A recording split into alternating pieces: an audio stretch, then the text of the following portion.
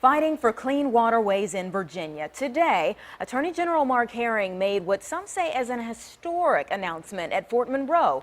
He says our efforts to restore the Chesapeake Bay are under attack, and he vowed that he won't stand by in silence.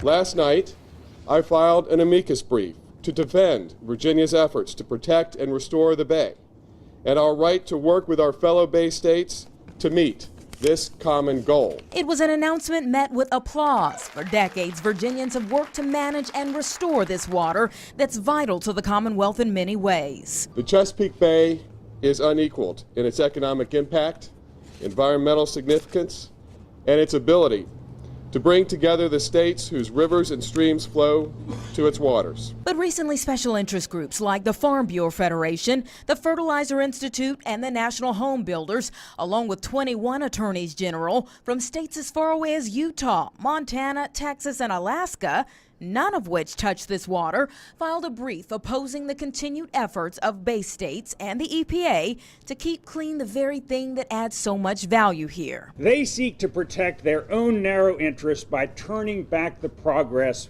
we've achieved. It's working, and we can't let it be derailed by legal challenges by special interests. Research shows the Chesapeake Bay contributes $2 billion annually and 41,000 jobs from commercial fishing, $1.6 billion and 13,000 jobs from saltwater angling, $70 million in crabs, and $680 million in tourism. How many of you know where your seafood comes from? If you order a crab cake in a restaurant, do you know where it came from or who harvested it?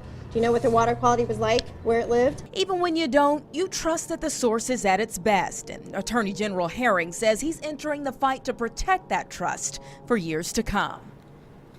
At issue in the case against the current restoration plan is a portion that deals with the Clean Water Act and whether or not the EPA was out of line dealing with state authority on the issue.